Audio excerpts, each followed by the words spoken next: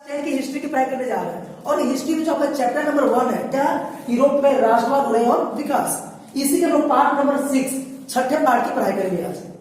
और आज के पार्ट में क्या जानेंगे, इटली का एकीकरण, जो इटली जो देश है उसका एकीकरण कैसे हुआ ये हम लोग जानेंगे। ठीक है, इसे क्वेश्चन कैसे पूछा जा सकता है, ऐसा पूछा जाएगा कि इटली का एकीकरण कैसे हुआ, या इटली के एकीकरण के सभी जो जो चरण था सब चरणों का क्या करें, वर्णन करें।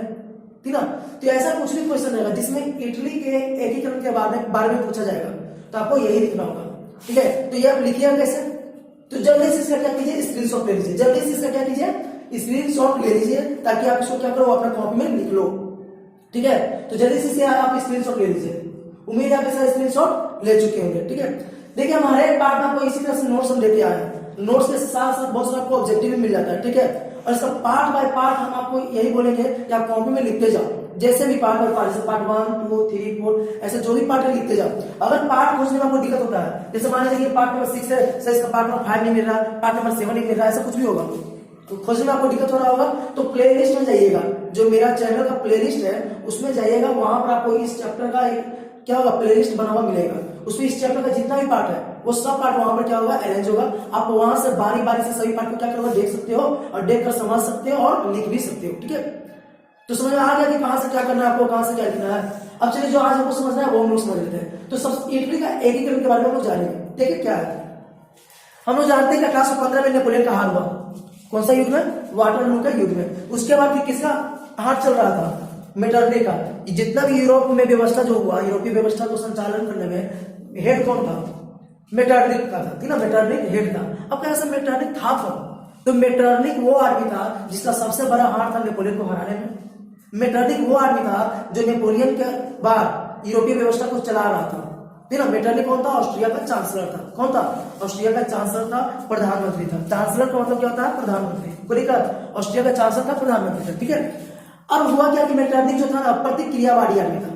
प्रतिक्रियावादी मतलब क्या, क्रांति का संदेश फैलने देना नहीं चाहता था। ठीक है, क्रांति से उसको बिल्कुल नफरत था, देशभक्ति से नफरत था, राष्ट्रीयता की भावना से नफरत था। ये नहीं चाहता था कि कहीं भी क्या हो, राष्ट्र का विकास हो। कौन, मेटरनिक। ठीक है, मेटरनिक नहीं चाहता था कि कहीं भी राष्ट्र का क्या हो, विकास हो, कहीं भी देशभक्ति का फैलाव हो, विकास हो, कहीं भी क्या हो, क्रांति हो। ठीक है, ये पुरातन व्यवस्था बनाए रखना चाहता था। कौन, मेटरनिक। ठीक है, तो जब भी क्या हुआ ना, इटली का एकीकरण का प्रयास शुरू हुआ, जब भी इटली के जो नेता लोग हुए, क्रांतिकारी लोग हुए, है ना, इटली के क्रांतिकारी लोग जो हुए एकीकरण का प्रयास शुरू किए, तो इसको ये क्या करता था, दबा देता था। कौन, मेटरनिक। मतलब 1848 से जितना भी प्रयास हुआ सबको दबा दिया, लेकिन 1848 के बाद ये दबा नहीं पाया। 1848 से जितना भी प्रयास हुआ मेटरनिक उसको क्या किया, कुछ चलते चला गया। ठीक है, मतलब एकीकरण का जितना भी प्रयास हुआ 1848 तक मेटरनिक उसको कुचल दिया। लेकिन मेटरनिक का शासन समाप्त हो गया कब, 1848 में। 1848 में मेटरनिक का शासन क्या हो गया, समाप्त हो गया। तो अब एकीकरण का प्रयास फिर से शुरू हो गया, एकीकरण का प्रयास फिर से शुरू हो गया। उसमें भी प्रयास जारी ही था, राष्ट्रवादी लोग हार नहीं माना था, वो लोग प्रयास जारी रखे हुए था। लेकिन उसमें बड़ी दिक्कत हो रहा था क्योंकि मेटरनिक बहुत दमदार आदमी था। वो क्या करता था, सबको कुचल देता था, सब पावर जितना भी विद्रोह हो रहा है सब विद्रोह को क्या करता था, यह दबा देता था। ठीक है, लेकिन जैसे ही मेटरनिक खाता, ठीक है, तो फिर से प्रयास शुरू हो गया। और इस बार जो प्रयास शुरू हुआ वो कौन किए, तो वहां के जो नए राजा थे, कौन राजा थे जी, विक्टर इमैनुअल। नाम याद किया, वहां के जो नए राजा थे कौन, विक्टर इमैनुअल। नए राजा विक्टर इमैनुअल, और उनका जो प्रधानमंत्री थे कौन थे, काबूल। प्रधानमंत्री कौन थे, काबूल। ये 1852 में थे प्रधानमंत्री, याद रखिए डेट, प्रधानमंत्री कब बने थे, 1852 में। तो काबूल और नए राजा विक्टर इमैनुअल दोनों क्या किए, इटली के एकीकरण का प्रयास शुरू कर दिए। ठीक है, और इटली का एकीकरण कितने चरणों में पूरा किया, 3 चरणों में। कितने चरणों में, 3 चरणों में। इटली का जो एकीकरण है कितने चरणों में समाप्त हुआ, 3 चरणों में। तो यहाँ तक समझ आया, क्या क्या बात बताइए, क्या बात बताएं, ये बताएं कि 1848 तक जितना भी इटली का एकीकरण का प्रयास हुआ, जितना भी प्रयास हुआ सबको दबा दिया। कौन दबा दिया था जी, मेटरनिक। ठीक है, सब प्रयास को दबा दिया गया। ठीक है, इसके बाद मेटरनिक का शासन समाप्त हो गया 1848 में। तो फिर से प्रयास शुरू हुआ, फिर से प्रयास क्या हुआ, शुरू हुआ एकीकरण का, है ना, एकीकरण का फिर से प्रयास हुआ। और इस बार जो प्रयास शुरू किए वो कौन थे, तो वहां के जो नए राजा थे विक्टर इमैनुअल, उनके जो प्रधानमंत्री थे, कौन थे प्रधानमंत्री, तो कौन, काबूल, है ना, जो 1852 बने थे। ये दोनों मिलकर प्रयास शुरू किए और इनका प्रयासों से 3 चरणों में समाप्त हुआ, इटली का एकीकरण पूरा हो गया। ठीक है, तो सबसे पहले जानेगा पहला चरण, ध्यान से देखिएगा पहला चरण में क्या हुआ, ध्यान से सुनिएगा, ध्यान से समझिएगा। ठीक है, हुआ क्या कि देखिए इटली बहुत सारे क्षेत्रों में बांटा हुआ था, पहले बता रहे थे कि इटली जो है बहुत सारे टुकड़ों में बांटा हुआ था, ठीक ना। तो कुछ टुकड़ों पर, कुछ इलाकों पर ऑस्ट्रिया का क्या था, कब्जा था। किसका कब्जा था? ऑस्ट्रिया का। और काबुल जानते थे कि मेरे पास इतना पावर है नहीं कि हम अकेले क्या करें, ऑस्ट्रिया को हरा सके, ठीक ना। काबुल जानते थे इस बात को कि मेरे पास इतना तो पावर है नहीं कि हम क्या करें, ऑस्ट्रिया को हरा सके। और जब तक ऑस्ट्रिया को हराएंगे नहीं तब तक उनको वो इलाका मिलेगा नहीं मिलेगा, ठीक ना। ऑस्ट्रिया जो है 2 इलाकों पर कब्जा किया, नाम याद रखिएगा। कौन कौन से इलाका? तो 2 इलाका था, एक था लोम्बार्डी और दूसरा वेनेसिया। एक था लोम्बार्डी और दूसरा था वेनेसिया। एक लोम्बार्डी था, दूसरा क्या था, वेनेसिया। ये 2 जगहों पर किसका राज चल रहा था? ऑस्ट्रिया का। किसका चल रहा था? ऑस्ट्रिया का, है ना। आए समझे ना, ये दोनों जगह किसके अंडर में था? ऑस्ट्रिया के अंदर में था।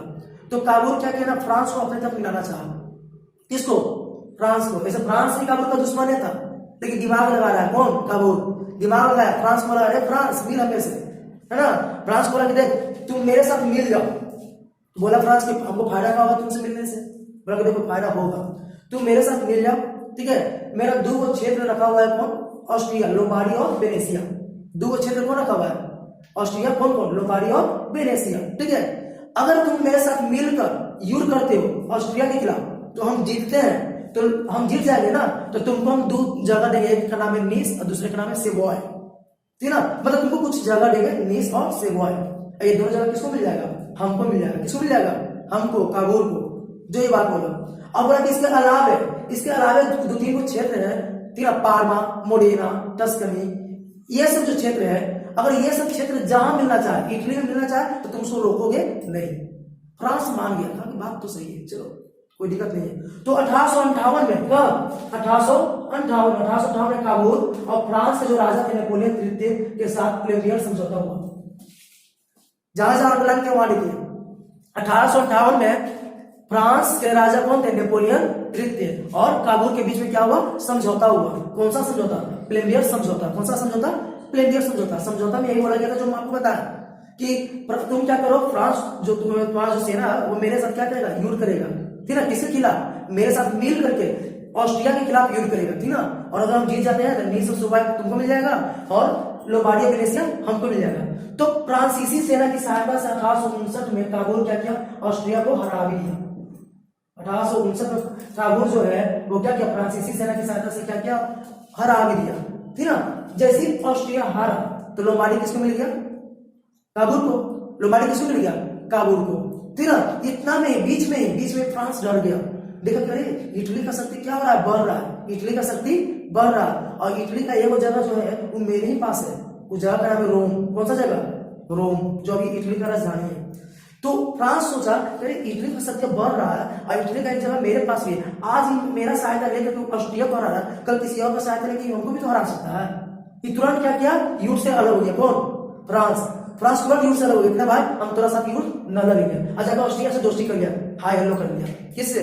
ऑस्ट्रिया से। क्यों? कि ऑस्ट्रिया से दोस्ती कर लेंगे तो कल ऑस्ट्रिया हमसे मिलेगा ना, मेरे साथ रहेगा ना।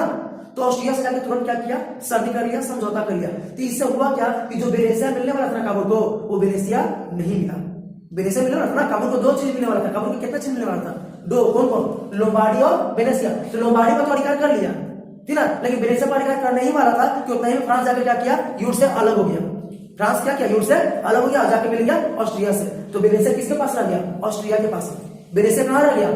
ऑस्ट्रिया के पास। अब बाकी जो राज्य था कौन कौन? तो बताया था ना, पार्मा, मोडेना, टस्कनी और पोप का राज्य, ठीक ना। पार्मा, मोडेना, टस्कनी और पोप का जो राज्य था, यहाँ ये सब क्या विद्रोह करना शुरू कर दिया। क्या किया? विद्रोह करना शुरू कर दिया और विक्टर इमैनुअल को अपना राजा बनाया। बोला कि विक्टर इमैनुअल हम हमारे क्या बनेंगे? राजा बनेंगे। तो विक्टर इमैनुअल राजा बनेंगे, कहने मतलब हम लोग उनके राजा जाके मिलेंगे। ये मतलब ना कि विक्टर इमैनुअल की ये चारों क्या कर रहा है? अपना राजा बना रहा है। मतलब इनका क्या इच्छा है कि हम चारों कहां जाके मिल जाएंगे? विक्टर इमैनुअल के राज्य में, है ना। ये सब जाके किसे मिल गया? सार्डिनिया में। सार्डिनिया ही है ये क्या? इटली। पहले इटली नाम नहीं था, पहले इटली नाम नहीं था। बताइए कैसे इटली नाम पड़ा? सार्डिनिया ही इटली का अंश है, वही धीरे धीरे बढ़ता गया और इटली जाके बना सार्डिनिया पिडमोंट। सार्डिनिया पिडमोंट जब भी नाम दिया जाएगा ना तो समझिएगा कि क्या है? इटली है। सार्डिनिया पिडमोंट का मतलब क्या? इटली। आया समझ ना। तो जब भी आप सार्डिनिया पिडमोंट लेंगे नाम तो आप कंफ्यूज जाइएगा नहीं कि सही कौन सा जगह का नाम ले रहे हैं, समझ जाएगा कि सही इटली बोल रहे हैं। कोई दिक्कत? तो ये का पहला चरण जो समाप्त हुआ। आया समझ लो पहला चरण? कोई दिक्कत? पहला चरण में क्या हुआ फिर से बता रहे हैं। देखिए पहला चरण में क्या हुआ, ध्यान से सुनिएगा।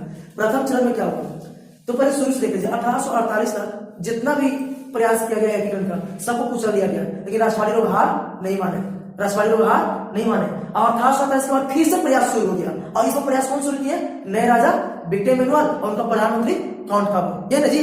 और इनके प्रयासों से तीन चरणों में एकीकरण पूरा हुआ। पहला चरण हुआ क्या कि काबुल जानता था कि बिना ऑस्ट्रिया को हराए क्या ना इटली का एकीकरण होने वाला है नहीं, क्योंकि ऑस्ट्रिया के पास मेरा दो क्षेत्र है, कौन सा, लोम्बार्डी और वेनेसिया।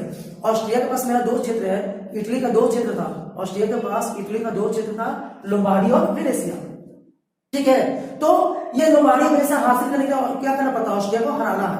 इसके लिए वो फ्रांस को अपने तरफ मिलाना चाहता था, और जाकर 1858 में फ्रांस के जो राजा थे नेपोलियन तृतीय, कौन थे, नेपोलियन तृतीय, उनके साथ एक समझौता किया जिसका नाम है प्लेमियर समझौता। कौन सा समझौता, प्लेमियर समझौता क्या कहा गया समझौता में कि तुम मेरे साथ मिलकर क्या करो, ऑस्ट्रिया के खिलाफ युद्ध करो, है ना।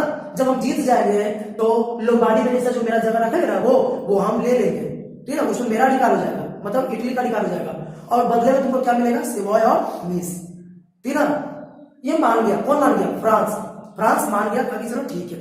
और फ्रांसीसी सेना की सहायता से अगले साल 1859 में फ्रांसीसी सेना की सहायता से क्या किया, ऑस्ट्रिया पर अटैक, क्या किया, आक्रमण कर दिया, और इसमें इसको जीत भी मिला, किसको, काबुल को जीत मिला। तो क्या हो गया, लोम्बार्डी किसको मिल गया, काबुल को। लेकिन जैसे ही लोम्बार्डी मिला तो फ्रांस देखता क्या है कि अरे इटली का शक्ति बढ़ रहा है, बढ़ रहा है, तो उससे वो डर गया, कौन, फ्रांस, और डर के युद्ध से क्या हो गया, वो बाहर हो गया। क्यों, तो क्योंकि जानता था कि अगर इटली का शक्ति बढ़ते जाएगा तो कल हम पे अटैक करेगा, क्योंकि मेरे पास भी इसका एक क्षेत्र है रोम, ठीक है। रोम को जीत गए, ध्यान से सुनिए, रोम जो था ना फ्रांस के अंडर में नहीं था, रोम था पोप के अंडर में, किसके अंडर में, पोप के अंडर में। लेकिन पोप की सुरक्षा कौन कर रहा था, फ्रांस, तो एक तरह से फ्रांस के अंडर हो गया ना, आया समझे ना। रोम जो जगह था, रोम पर किसका अधिकार था, पोप का, किसका, पोप का, ठीक है। लेकिन पोप की सुरक्षा कौन कर रहा था, फ्रांस, एक तरह से फ्रांस का अंदर भी था, तो जानता था कि इटली का लोग हम पर भी क्या करेगा, अटैक करेगा, इसलिए वो युद्ध से अलग हो गया, समझा रहा है, वो युद्ध से क्या हुआ, अलग हो गया। अभी उस तरह को जाके ऑस्ट्रिया से समझौता कर दिया, तो वेनेसिया जो मिलने वाला था काबुल को, वेनेसिया काबुल को नहीं मिला, वो किसके पास आ गया, ऑस्ट्रिया के पास। तो इस तीन है, और बाकी जो 3-4 राज्य था, पार्मा, मोडेरा, टस्कनी और कुछ पोप का जो राज्य था, वो लोग क्या किया, विद्रोह करना शुरू कर दिया अपने राज्य में, विद्रोह करके अपने आप को स्वतंत्र कर लिया, फिर अपने आप को आजाद कर लिया। आजाद करने के बाद किसको अपना राजा बनाया, विक्टर मैनुअल को, किसको राजा बनाया, विक्टर मैनुअल को। तो इसके बाद ये सब किसमें मिल गया, सार्डिनिया में, किसमें मिल गया, सार्डिनिया, बता देना, सार्डिनिया बोलेंगे तो किसमें, इटली में। तो इटली करने के इटली में बहुत सा प्रदेश मिल गया, नहीं मिल गया, काम हो रहा है, नहीं हो रहा, कि काम रुका हुआ, काम हो रहा है ना, बहुत सारा चीज मिल गया, जैसे लोम्बार्डी मिल गया, ये 4-5 राज्य मिल गया। अब दूसरा चरण पूरा किया है कौन, गैरिबाल्डी, कौन पूरा किया, गैरिबाल्डी ने। दूसरा चरण में किसका हाथ है सबसे ज्यादा, गैरिबाल्डी का, ठीक है। गैरिबाल्डी पेशे से नाविक था, गैरिबाल्डी क्या था, पेशा से नाविक था, यार पूछा जाता ऑब्जेक्टिव में, गैरिबाल्डी पेशे से नाविक था, वो युद्ध की नीति में विश्वास रखता था और एक सच्चा देशभक्त था, कौन, गैरिबाल्डी जो था युद्ध की नीति में विश्वास रखता था और एक सच्चा देशभक्त आदमी था, ठीक है। तो ये क्या किया ना, ये युवकों का एक टीम बनाया, युवकों का एक क्या बनाया, टीम बनाया, जिसका नाम रखा गया लाल कुर्ती, क्या नाम रखा गया, लाल कुर्ती, है ना। बहुत सारे लोगों का एक क्या बनाया, एक टीम बनाया, उस टीम का क्या नाम रखा गया, लाल कुर्ती। और इसी की सहायता से एक जगह है सिसिली, उसमें क्या किया, अधिकार कर लिया, सिसिली पे क्या किया, अधिकार कर लिया, कौन, गैरिबाल्डी। फिर सिसिली पर अधिकार करने के बाद सिसिली के आसपास में जो भी इलाके थे, वहां जनमत संग्रह करवाया गया। जनमत संग्रह मतलब वोटिंग करवाया गया कि तुम हमको में मिलना चाहते हो कि नहीं मिलना चाहते हो, तो सब लोग इसमें मिलना चाहा, मतलब जनमत संग्रह करा सिसिली, और सिसिली के आसपास जितने भी इलाका है सबको मिलाकर किसे मिला दिया गया, सार्डिनिया में, किसे मिला दिया गया, सार्डिनिया में। सार्डिनिया का मतलब क्या, इटली, है ना, सार्डिनिया का मतलब क्या, इटली। तो सिसिली और सिसिली के आसपास का जितना इलाका है सबको किसे मिला दिया, सार्डिनिया में। कौन मिलाया, गैरिबाल्डी, कौन मिलाया, गैरिबाल्डी, आया समझना।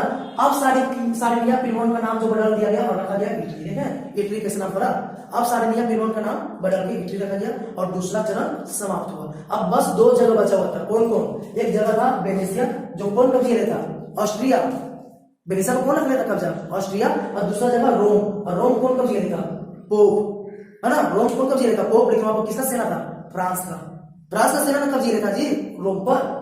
तो समझ आया, पूरा काम खत्म हो चुका है इटली के एकीकरण का, बस 2 की जगह बचा हुआ। तो सेकंड चरण समझ आया कि नहीं आया, आ गया कैसे कैसे हुआ। अब थर्ड चरण तृतीय चरण 1861 में क्या हुआ ना, काबुल की मृत्यु हो चुका था, मतलब काबुल अब था नहीं। 1861 में काबुल की मृत्यु हो चुका था और गैरिबाल्डी भी जो था ना राजनीति से अलग हो चुका था, मतलब गैरिबाल्डी की राजनीति से अलग हो चुका था। तो अभी भी एकीकरण का काम बचा हुआ था जी, कि एकीकरण पूरा हो चुका था, बचा हुआ है ना, लेकिन ये दो जगह बचा हुआ है। तो एकीकरण का जिम्मेदारी अब किस पे आया, तो विक्टर इमैनुअल पर। अब विक्टर इमैनुअल जो अकेले क्या किए, एकीकरण का काम पूरा करना शुरू किए। कौन, विक्टर इमैनुअल, वही ना वहां के राजा थे। तो विक्टर इमैनुअल क्या किए, एकीकरण का काम करना शुरू किए। तो हुआ क्या, देखिए हुआ क्या, 1866 में ऑस्ट्रिया प्रसा में सेनोवा का युद्ध हुआ। अब ऐसे प्रसा कौन है, प्रसा यही है जर्मनी, प्रसा का ही नाम है क्या है, जर्मनी। हम लोग पार्ट नंबर 7 में पढ़ेंगे यही कहानी, पार्ट नंबर 7 लिखेगा ये हम लोग पढ़ेंगे, ये तीनों टॉपिक ही पढ़ेंगे। कैसे, ये 2, 3, 1 पढ़े ना, वैसे एक टॉपिक होगा ऑस्ट्रिया प्रसा युद्ध, ऐसे ना। अभी बस एक लाइन समझिए और पार्ट नंबर 7 इसके बारे में हम लोग डिटेल से पढ़ेंगे। तो 1866 में ऑस्ट्रिया प्रसा में क्या हुआ, सेनोवा का युद्ध। क्यों, क्योंकि प्रसा जो जर्मनी है इसके भी बहुत सारे जगह पे कौन कब्जा कर लेता, ऑस्ट्रिया। पूरा जर्मनी का भी एकीकरण चल रहा था, ये इटली का चल रहा है ना, पूरा जर्मनी का भी एकीकरण चल रहा था। तो जर्मनी क्या किया ना, तुरंत अटैक कर दिया किस पे, ऑस्ट्रिया पे। तो जर्मनी ऑस्ट्रिया पर अटैक किया, जिसको बोलते हैं ऑस्ट्रिया प्रसा युद्ध या सेनोवा का युद्ध। क्या बोलते हैं, सेनोवा का युद्ध। इसमें ऑस्ट्रिया क्या हुआ, हार गया। ऑस्ट्रिया क्या हुआ, हार गया। जैसे ही ऑस्ट्रिया हारा तो ऑस्ट्रिया के पास क्या था जी, वेनेसिया। ऑस्ट्रिया के पास क्या था, वेनेसिया था ना। वो वेनेसिया किसको मिल गया, इटली को। वेनेसिया किसको मिल गया, इटली को। अब क्या बचा जी, रोम। अब सिर्फ रोम बचा ना, ऑस्ट्रिया वेनेसिया मिल गया इटली को। क्यों, तो सर ऑस्ट्रिया को हरा गया प्रसा, मतलब प्रसा जो है इसका दोस्त का काम किया। क्या दोस्त का काम, नहीं, प्रसा एक तरह से क्या किया, ऑस्ट्रिया को हराया तो फायदा किसको मिला, इटली को। अभी और ये दोस्ती निभाएगा, देखिए अभी और दोस्ती निभाएगा। आगे चल के क्या हुआ, 1870 में प्रसा फ्रांस का आक्रमण कर दिया, क्योंकि प्रसा का एकीकरण चल रहा है ना उधर। दूसरी तरफ प्रसा का एकीकरण चल रहा है ना, इधर इटली का हम लोग पढ़ रहे हैं एकीकरण, और उधर कहीं प्रसा का एकीकरण हो रहा है। हम पढ़ेंगे अगले पार्ट में, अगले पार्ट में पढ़ेंगे। तो प्रसा का एकीकरण हो रहा है, तो प्रसा का कुछ भाग फ्रांस में भी तो था, फ्रांस में भी था ना। तो क्या किया, फ्रांस में ये अटैक कर दिया 1870 में। तो जैसे ही फ्रांस में अटैक किया तो फ्रांस में अपना जगह रहेगा तो दूसरा पे सुरक्षा देगा। आपके पास एक पैरासूट है और हेलीकॉप्टर में आग लग गया तो आप दूसरा को बचाओगे, पहले अपने बचोगे, पहले अपने बचोगे ना। तो वही किया फ्रांस, फ्रांस वही किया। फ्रांस में क्या किया, 1870 में प्रसा क्या किया, अटैक कर दिया, आक्रमण कर दिया।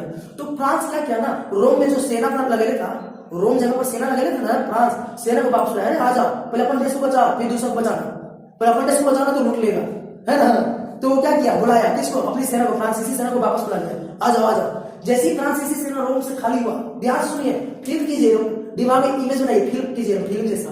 जैसे फ्रांसीसी सेना रोम से हटा, ब्रिटेन में बैठो वही तो देख ही रहा था, अरे यही तो मौका है, फ्रांसीसी सेना यहाँ से क्या हो गया, हट गया, जब तुरंत कब्जे आओ। तुरंत क्या किया, ब्रिटेन में अपना सेना भेज दिया वहां पर, कहा, रोम, है ना। अब तुरंत ब्रिटेन में रोम पे क्या किया, आक्रमण किया और उस पर क्या किया, अधिकार कर लिया, क्योंकि मौका पे चौका मारने उसको आता था, है ना। मौका पे मारा ना चौका जी, ऐसा चौका नहीं छक्का मारा है ना। इसके बाद उसे काफी समाप्त हो गया, मैच जीत गया वो, यही नहीं, यही शॉट से मैच जीत गया कि नहीं जीत गया। जैसे ही रोम से सेना हटा, क्या किया, ब्रिटेन में क्या किया, अपना सेना रोम में भेज दिया, उस पर अटैक कर दिया, उसके ऊपर अधिकार कर लिया। तो इस प्रकार से इटली का एकीकरण 1870 में क्या हो गया, पूरा हो गया। 1870 में इटली का एकीकरण पूरा हुआ और रोम को क्या बनाया गया, इटली की राजधानी, ठीक है ना। रोम को इटली की राजधानी बनाया गया। समझ में आया कैसे कैसे हुआ इटली का कहानी, इजी लगा कि नहीं लगा, एकदम फील जैसा, फील की जगह आपको समझ में आ जाएगा। अब एक क्वेश्चन हमारा बच गया है क्या, तो ये विक्टर इमैनुअल के बगैर, ठीक है, विक्टर इमैनुअल के बगैर इटली का एकीकरण असंभव था, कैसे, ये हम बताते हैं इसी पार्ट में। तो इसको साफ करते हैं और बताते हैं, एक बार फिर से इसको रिवाइज करेंगे, एक बार इसको फिर से रिवाइज करेंगे। चलिए इसको साफ, जब आपको बोले थे कि एक क्वेश्चन जो है वो क्या है, विक्टर इमैनुअल के बिना इटली का एकीकरण क्या था, असंभव था, संभव नहीं था, कैसे, वो हम बताएंगे। तो चलिए उसका हम यहाँ पर क्या किया है, आंसर लिख चुके हैं। आपको करना क्या है कि सब फिर से स्क्रीनशॉट ले लेना, जैसे आप पिछला बोर्ड का स्क्रीनशॉट लिए हो ना, पिछला बोर्ड का स्क्रीनशॉट आप लिए हो ना, अगर नहीं लिए हो तो वीडियो को शुरू कीजिए और ले लीजिए, क्योंकि उसको भी आपको लिखना जरूरी है, ठीक है। और इसको भी क्या कीजिए, आप स्क्रीनशॉट ले लीजिए, उसको कॉपी में लिख लीजिएगा, ठीक है। तो चलिए इसको समझाने से पहले जो भी हम आपको समझाएं, एक बार फिर से उसको क्या करते हैं, समझा देते हैं, इसके बारे में इसको समझाएंगे, ठीक है। तो अभी हम क्या समझाते हैं, समझाते हैं कि इटली का एकीकरण कैसे हुआ, ये समझाया गया था कि इटली का एकीकरण कैसे हुआ। तो चलिए उसको समझाते हैं। तो हुआ क्या था, 1848, ये डेट याद रखिएगा, 1848 के पहले जितना भी प्रयास हुआ एकीकरण का, सब प्रयास चौपट, कौन चौपट किया था जी, मेटरनिक, बताया था ना। लेकिन 1848 में जब मेटरनिक का शासन खत्म हो गया तो एक नए राजा थे, है ना, जिनका नाम था विक्टर इमैनुअल। क्या नाम था, विक्टर इमैनुअल। तो विक्टर मैनुअल इनके जो पीएम थे, प्रधानमंत्री कौन थे, काबूल, ये क्या किया, एकीकरण का प्रयास शुरू कर दिया, है ना। और इनके प्रयासों से 3 चरणों में 3 स्टेप में 3 चरणों में क्या हुआ, एकीकरण क्या हुआ, पूरा हुआ, है ना। 3 चरण में पूरा हुआ जी। तो सबसे पहले पहला चरण में क्या हुआ था जी, पहला चरण देखिए क्या हम लोग देखते हैं। पहला चरण ये देखते हैं कि देखिए 2 जगह था, लोम्बार्डी और वेनेसिया। कौन कौन, लोम्बार्डी और वेनेसिया, ये जो 2 जगह था, ये दोनों किसके अंदर में आता था, ये ऑस्ट्रिया के अंदर में आता था। किसके अंदर में, ऑस्ट्रिया के अंदर में। 2 कहें कि क्या है, लोम्बार्डी और जो वेनेसिया था वो किसके कब्जे में था, ऑस्ट्रिया के कब्जे में था। तो जो काबूल था वो फ्रांस को अपने पक्ष में मिलाना चाहता था, फ्रांस को अपने तरफ मिलाना चाहता था, इसीलिए वो 1858 में क्या किया ना, काबूल जो है फ्रांस के साथ संधि किया, समझौता किया। और फ्रांस का कौन उसमें राजा था, तो फ्रांस का राजा था उसमें नेपोलियन तृतीय था। इसके साथ एक समझौता किया जिसका नाम है प्लेबियस समझौता, कि ना, ये समझौता किया कौन, काबूल, फ्रांस के साथ, नेपोलियन तृतीय के साथ प्लेबियस समझौता 1858 में। और समझौता में बोला गया कि जो मेरा 2 जगह लोम्बार्डी और वेनेसिया ऑस्ट्रिया के पास है, उसको हमको हासिल करने में क्या करो, हेल्प करो, मतलब हम उसको अटैक करेंगे तो तुम मेरी क्या करना, सहायता करना। तो होगा क्या कि लोम्बार्डी वेनेसिया हमको मिल जाएगा, जीत जाएंगे तो, और तुमको हम क्या देंगे, सेवॉय और नीस, क्या देंगे, सेवॉय और नीस। तो फ्रांस मान गया, फ्रांस क्या हो गया, मान गया। और अगले ही साल 1859 में फ्रांसीसी सेना की सहायता से क्या किया, ऑस्ट्रिया को क्या किया, पराजित कर दिया, ऑस्ट्रिया को हरा दिया। जैसे ही ऑस्ट्रिया को हराया तो लोम्बार्डी किसको मिल गया, लोम्बार्डी मिल गया किसको, तो काबूल को। काबूल करने पर तो क्या, सार्डिनिया पिडमोंट, ताकि सार्डिनिया पिडमोंट करना था काबूल। सार्डिनिया पिडमोंट जब भी बोला जाएगा तो समझिएगा कभी इटली बोला जाएगा, इटली को ही सार्डिनिया पिडमोंट के नाम से उसमें जाना जाता था, ठीक है। तो सार्डिनिया पिडमोंट को मिल गया लोम्बार्डी। इसी बीच जो फ्रांस था वो डर गया, इसी बीच फ्रांस क्या है, इटली का बढ़ता शक्ति देखकर वो डर गया और वो यूरोप से अलग हो गया, यूरोप से क्या हो गया, अलग हो गया। तो वेनेसिया इसको मिलने वाला था, तो वेनेसिया इसको नहीं मिला, वेनेसिया कहाँ रह गया, ऑस्ट्रिया के पास। वेनेसिया कहाँ रह गया जी, ऑस्ट्रिया के पास। आया समझ ना, वेनेसिया ऑस्ट्रिया के पास रह गया, लेकिन लोम्बार्डी कहाँ मिल गया, काबूल को। अब इसके बाद टस्कनी, पार्मा, मोडेना और पोप का राज, टस्कनी, पार्मा, मोडेना और कुछ पोप का राज्य जो था वो क्या किया, विद्रोह कर दिया।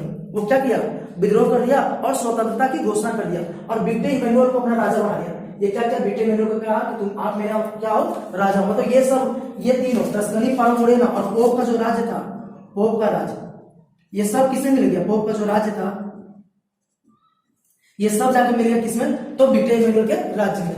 ये ना, तो इस प्रकार एकीकरण का पहला चरण समाप्त हुआ, ये नहीं बताया था आपको। इसके बाद दूसरा चरण कौन शुरू किया, तो दूसरा चरण शुरू और पूरा कौन किया, तो गैरीबाल्दी। कौन किया, गैरीबाल्दी।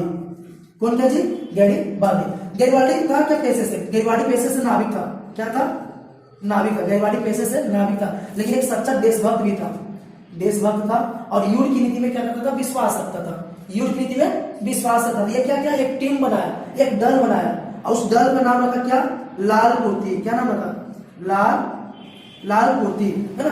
एक दल बनाया, उस दल का नाम रखा क्या, लाल कुर्ती। और इसी की सहायता से, लाल कुर्ती की सहायता से क्या किया, सिसिली जो जगह है, सिसिली पर क्या किया, ये अधिकार कर लिया। सिसिली पर गैरीबाल्दी क्या किया, अधिकार कर लिया। किसकी सहायता से, लाल कुर्ती वालों की सहायता से। और सिसिली ही नहीं, सिसिली के आसपास में जो भी जगह था, सिसिली के आसपास में जो भी जगह था, सब पे समय मतलब क्या किया, जनमत संग्रह कराया। और जनमत संग्रह करवा के सबको किसमें मिला दिया, तो सबको मिला दिया यही विक्टर इमैनुअल के राज सार्डिनिया पिडमोंट में। किसमें, सार्डिनिया पिडमोंट में। अब सार्डिनिया पिडमोंट का नाम बदल के क्या कर दिया, इटली। तो ये था दूसरा चरण, समाप्त हुआ। आया समझ दूसरा चरण ना, दूसरा चरण कौन समाप्त किया, गैरीबाल्दी पेशे से नाविक था, एक दल बनाया था जिसका नाम था लाल कुर्ती, और लाल कुर्ती वालों की सहायता से क्या किया, सिसिली पर अधिकार किया। और सिसिली के आसपास जितने भी इलाके सटे हुए हैं सबको क्या किया, जनमत संग्रह करवा के सबको मिला करके सबको किसमें मिला दिया, सार्डिनिया पिडमोंट। किसे मिलाया जी, सार्डिनिया पिडमोंट। ये सब हम आपको लिख चुके हैं नोट्स में, अभी जो था उसमें लिखा होता। और इसका नाम बदल के कर दिया गया क्या, इटली। नाम क्या रख दिया गया, इटली। ये दूसरा चरण समाप्त हुआ। अब है तीसरा चरण। तीसरा चरण में क्या बना, 1861 में काबूल की क्या हो चुका था, मृत्यु हो चुका था। काबूल का क्या हो चुका था, मृत्यु हो चुका था। गैरीबाल्दी क्या राजनीति से राजनीति से अलग हो चुका था, राजनीति से अलग हो चुका था। अब टोटल जो जिम्मेदारी है किसके ऊपर है? विक्टर इमैनुअल के ऊपर। किसके ऊपर? विक्टर इमैनुअल के ऊपर। ठीक है, विक्टर इमैनुअल के ऊपर टोटल जिम्मेदारी था, क्योंकि आप कोई तो था नहीं, तो टोटल जिम्मेदारी किसके ऊपर आ गया? विक्टर इमैनुअल के ऊपर। और अभी भी एकीकरण पूरा हुआ नहीं था, अभी दो जगह बचा हुआ था। कौन कौन? एक था वेनेसिया, वेनेसिया जो किसके अंदर में था? तो वेनेसिया देख लीजिए किसके अंदर था? ऑस्ट्रिया के अंदर में। एक वेनेसिया बचा हुआ जो ऑस्ट्रिया के अंदर में था, और दूसरा रोम। और रोम किसके अंदर में था? तब पोप के अंदर में, या कहिए तो फ्रांस के अंदर में। पोप कहिए या फ्रांस कहिए, है ना, क्योंकि पोप के अंदर में था, फ्रांसीसी सेना यहाँ पर था। इस जगह पर कौन था? फ्रांसीसी सेना था, जो पोप को सुरक्षा दे रहा था। ठीक है, लेकिन हुआ क्या आगे चलकर, उधर जैसे इटली का एकीकरण हो रहा है ना, उधर क्या हो रहा था? प्रसा का, जर्मनी का एकीकरण हो रहा था। तो प्रसा क्या किया ना, अटैक कर दिया ऑस्ट्रिया पर। ऑस्ट्रिया और प्रसा में युद्ध हुआ।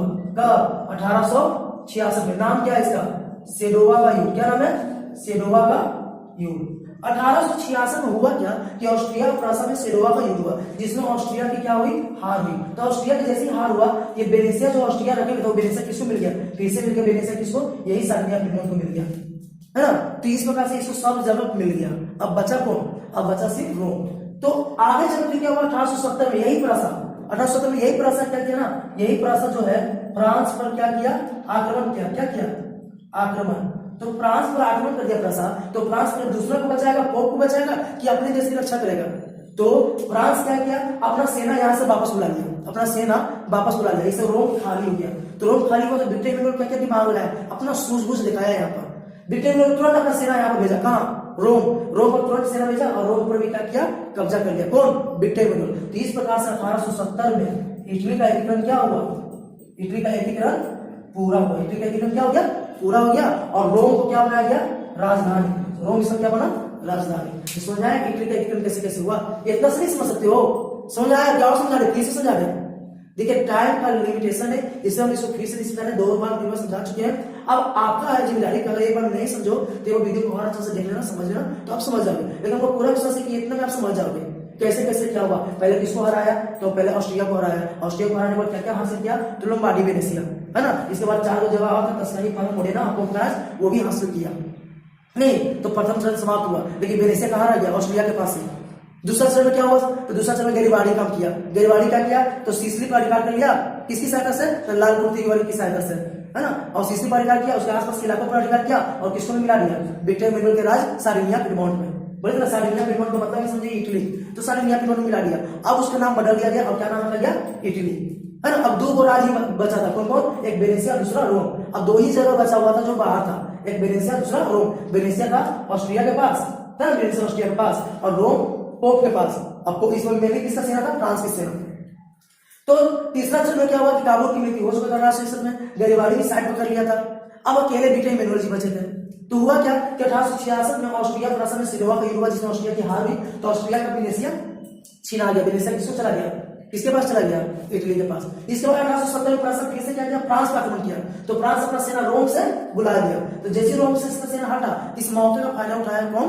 Victor Emmanuel. अब विक्टर इमैनुअल फायदा उठाकर क्या किया? वो रोम पर अपना सेना भेज दिया और रोम पर अधिकार कर दिया। इस प्रकार से इसको सब राज मिल गया ना, इटली का जो राज अलग अलग था सब मिल गया, नहीं मिल गया। तो इस प्रकार इटली का एकीकरण पूरा हो गया। कब? 1870 में। और राजधानी कौन बना? रोम। ठीक है। तो अब अगला क्वेश्चन है कि विक्टर इमैनुअल के बिना इटली का एकीकरण संभव कैसे था? ना जी, आप देख रहे हो ना, शुरू कौन किया? Victor Emmanuel. खत्म कौन किया? Victor Emmanuel. मतलब शुरू से लास्ट तक कौन टिका रह गया? Victor Emmanuel. ओपनर यहाँ पर कौन है? विक्टर इमैनुअल है ना। यही मैच जिताया है यहाँ पर। और लास्ट में लिखे कितना नंबर 6 मारा? नहीं, लास्ट में क्या किया? रोम से जैसे फ्रांस से हटाया, ये क्या किया? उसी बॉल पर 6 मार दिया, और रोम को हासिल करते ही क्या किया? अपना एकीकरण पूरा कर लिया, जीत हासिल कर लिया, और ये सब काम समाप्त हो गया। नहीं तो हम कह सकते हैं ना कि विक्टर इमैनुअल का बहुत बड़ा योगदान था। तो वही यहाँ पर लिखा हुआ कि विक्टर इमैनुअल बिना सच में क्या था? एकीकरण पूरा नहीं हो पाता।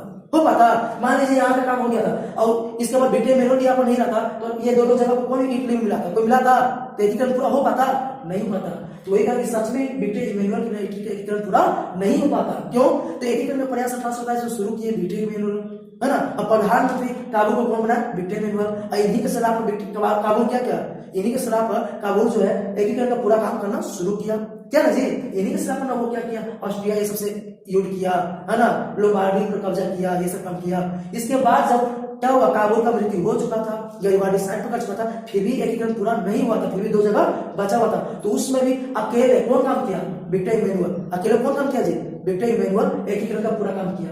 क्या ना, वही ना रोम और क्या रोम को और वेनिस को अपने इटली में मिलाया। इस प्रकार कहा जा सकता है कि इटली का एकीकरण करने में सबसे बड़ा हाथ किसका था, विक्टर इमैनुअल का, है ना। इसके बिना इटली का एकीकरण पूरा नहीं हो पाता। तो आज का यही टॉपिक था, इटली का एकीकरण ठीक है कैसे हुआ और विक्टर इमैनुअल का क्या हाथ रहा इसमें, वो आप देख लीजिए। इससे पहले हम लोग गरिवाडी, पेजनी, काबुल के बारे में जान चुके थे। अब पार्ट नंबर 7 हम लोग क्या पढ़ेंगे, जर्मनी का एकीकरण, कि जर्मनी का एकीकरण हुआ तो हुआ कैसे। वहां भी सेम एक कहानी, देखिए यहाँ पर जर्मनी का हिब्रासा जो है ना, वो जर्मनी का, जैसा भी कैसे हम बोल रहे हैं कि सार्डिनिया पिडमोंट का मतलब क्या आपको समझना है, इटली। जब भी सार्डिनिया पिडमोंट बोल रहे हैं तो इसका मतलब क्या समझना है, इटली। तो अगला पार्ट जब हम पढ़ाएंगे, पार्ट नंबर 7 जर्मनी का एकीकरण, तो आप बार बोलेंगे प्रसा, क्या बोलेंगे बार बार, प्रसा। अब प्रसा का मतलब आपको क्या समझना है, जर्मनी। प्रसा का मतलब क्या समझना है, जर्मनी। तो यहाँ पर देखिए प्रसा क्या किया, दो सीट किया फ्रांस से भी, और किस, फ्रांस से और ऑस्ट्रिया से नहीं, एक और यूज किया है, वो था डेनमार्क से। वो सब जानेंगे अगले पार्ट में। तो आज इतना ही।